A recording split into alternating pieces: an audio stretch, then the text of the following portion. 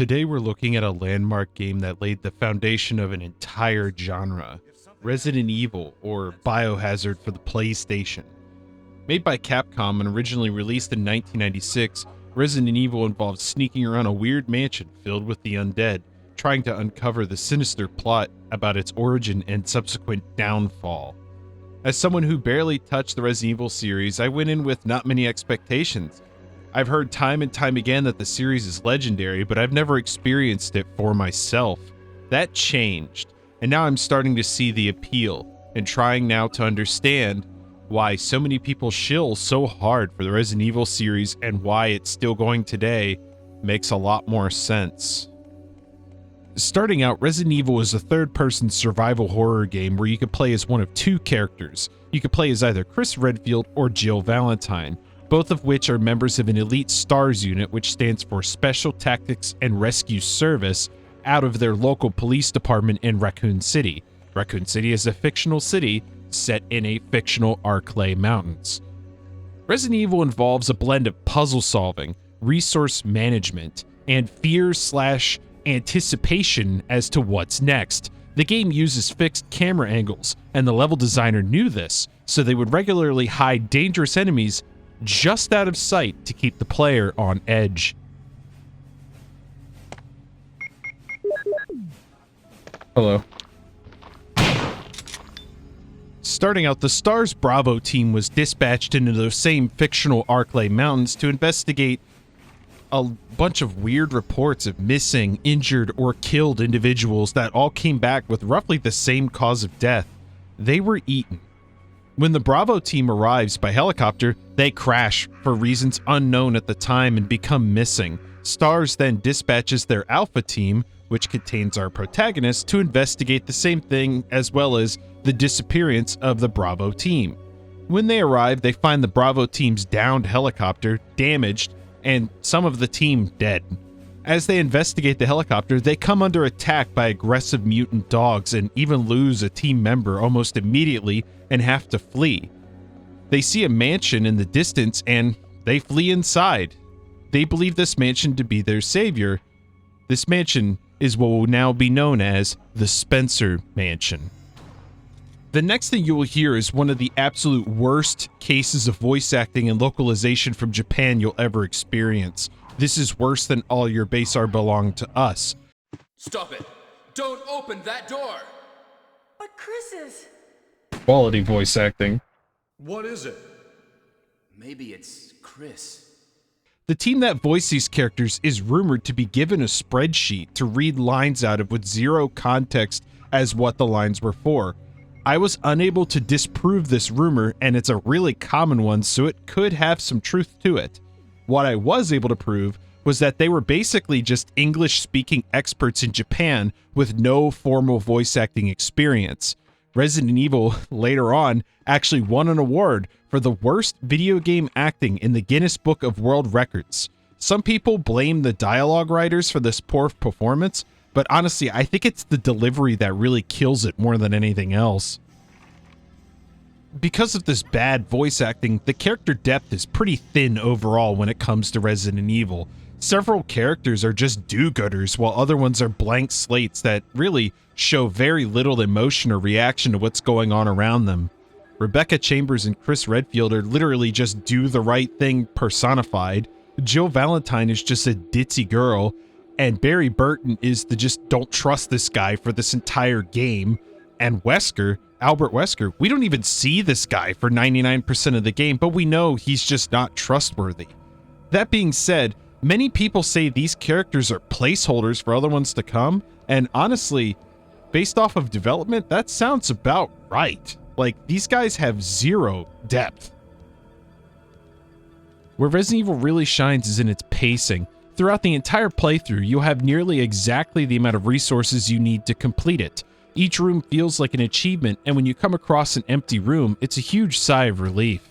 Resident Evil doesn't really give you much inventory space either, so prioritizing what you bring with you means that sometimes you're going to have to backtrack, and that does damage that pacing, but you are always rewarded for spending the time in doing so. Sometimes I should have went back and backtracked and picked up some healing items or ammunition I didn't have space to grab, but I didn't. and I ended up basically out of everything when I was at the end of the game, so I guess it worked out because I beat it, but it was close and you could soft walk yourself this way. One benefit is how storage works with the storage box. Any storage box you come across shares inventories with another. This is kind of video game logic, but it also really does help the game with its limited space. And this again really rewards that backtracking because anything you put in there, you'll have access to for basically the rest of the game. Game developers take notes. The mansion you are inside of for most of the game is known as the Spencer Mansion, and it is a visual treat. The Spencer Mansion is an absolute masterclass in environmental design. Even the locations that are considered safe and clear are eerie and frightening. The hallways are dark, quiet, and foreboding. The mansion's layout is honestly decently realistic and feels like a lived-in place. The layout is moderately believable from what I could tell as someone who's never been in a mansion before. Secrets are hidden honestly pretty well and realistically. The architecture communicates menace without exposition, with its dimly lit rooms and horrors around every corner. It's just masterclass. On to gameplay, and the first thing you will notice is the tank controls, and oh boy are they divisive.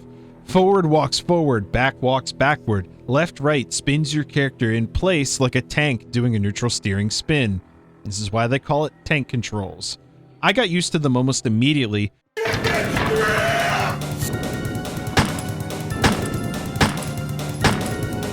But this is probably the biggest brick wall to new players trying to experience the series for the first time, and Capcom even noticed it by how in the remakes they moved completely away from it.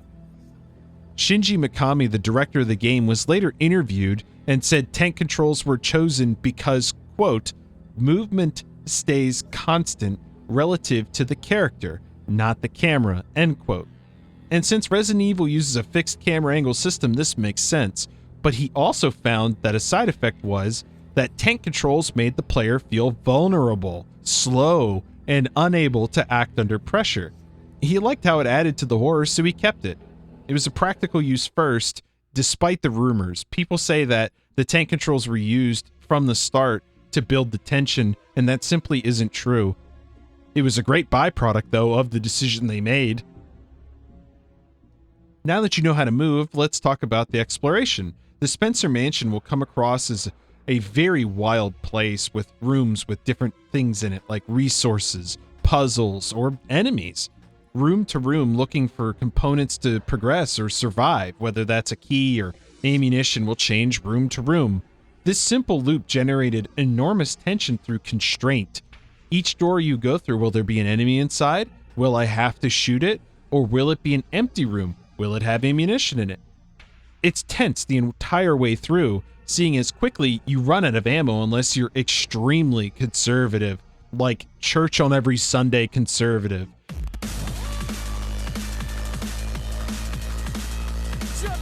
And this creates some of the best tension I've ever experienced in a video game. Do I shoot this guy? Do I run by him and gamble, giving him a little nibble and having to burn a healing item? It isn't until about 70% into the game that you really start to get comfortable with the supplies you have and the enemies you need to defeat. Combat and progression in this game is intentionally slow and stale. With a short supply of ammunition, it's almost not even worth participating in combat for most of the game, really. Having to stand in place and take aim to fire in combat becomes a choice because it locks you down to wherever you are standing, and obviously using your ammunition is always a choice too. The director's cut version in America gave us an auto-aim system that a lot of people were saying was a skill issue and too easy. You're a crackhead if you think this. One of the really satisfying things they added in this director's cut was a feature for the shotgun. Let the zombies get close, aim up, pull the trigger, bye bitch! Fuck you! You hit them once and you decapitate them in violent fashion, and they're done.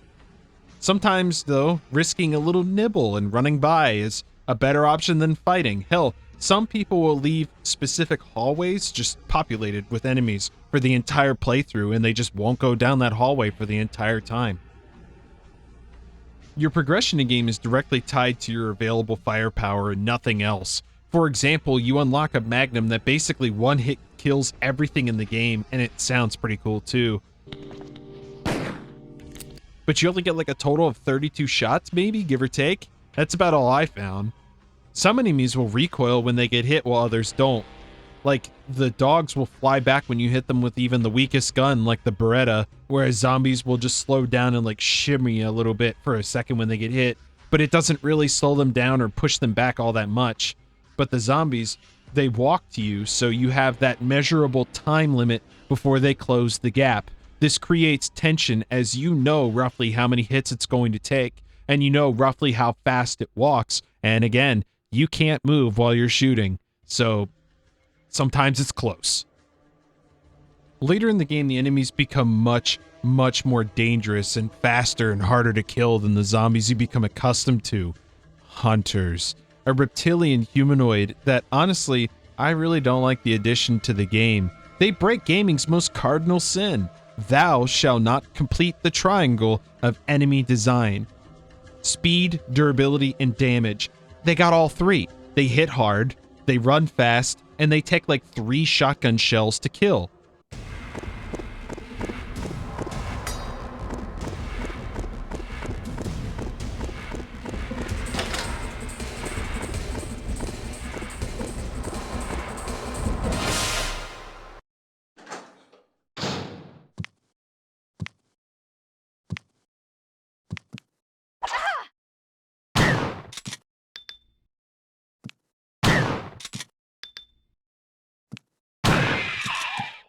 Oh, and if you're far enough away from them, they do this lunging attack that will one-hit kill you, even at full health.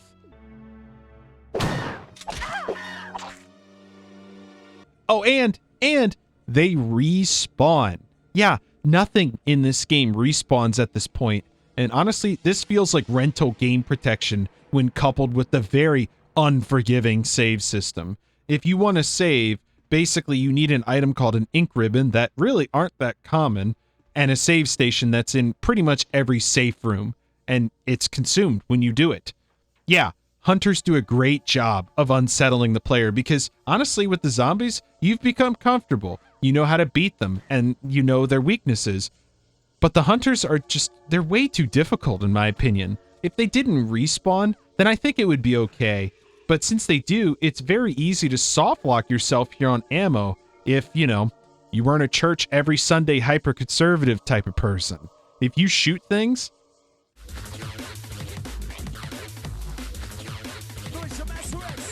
it's going to be a lot harder when the hunters show up. Also, for some reason, Capcom decided to include boss fights. I think these were purely to just play on many people's phobias, as it's basically that. It's a giant snake, a giant spider, and a giant shark. That being said, these boss fights kind of suck overall. The shark isn't even a boss fight. You just walk into a room and turn the water off. And they really just don't add anything to the game. Even the ones you have to fight, it's just circle, strafe, shoot, circle, strafe, shoot, circle, strafe, shoot. I mean, that being said, it is actually kind of a big ask with terrible controls now that I think about it. Interestingly enough, there's a difficulty option. Just don't play the original Western release. More on that during the soundtrack. Trust me, it will make sense. Chris is considered the hard mode, since he has to do a lot more things on his own, and he can only carry 6 items while Jill can carry 8. Jill is considered easy mode because she's helped by Barry a few times and can carry 2 more items. Jill also can unlock things with the lockpick that Barry gave her that Chris has to find keys for. There are no other options when it comes to difficulty, but honestly, the game isn't hard as long as you're careful and don't rush into things. Don't be afraid to take your time. Don't be afraid to backtrack, to hoard all the items into your magic box that can teleport them. Do it early, though, because once the hunters spawn, you're not backtracking anything. You're going to waste way too much stuff doing that. One major part of the gameplay is the puzzles, and they range widely in quality. Some are just simply cover this grate on the floor with a statue so the gas that comes out doesn't leak into the room and kill you, while others are extremely arbitrary and use really stupid video game logic. Like, yeah, I totally locked my outside door with 4 hexagonal crests that I randomly spread throughout the mansion. Another is a number puzzle that honestly is pretty decent. Capcom literally just wrote the solution on the wall with the steps that you're supposed to follow to get that solution on a different section on the wall in the same room. Next, we're going to go through the visuals. I didn't know where else to put it in the video. And honestly, Resident Evil is a visual treat. The pre-rendered backgrounds hold up decently well, and they really add to the game's atmosphere and aesthetic in a really meaningful way.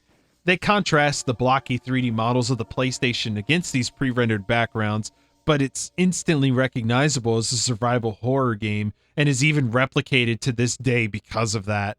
The mansion's visual language speaks loudly, with its wood paneling, its red velvet curtains and carpet. It creates a perfect visual representation of anxiety and fear. If we're honest though, those 3D models haven't aged well.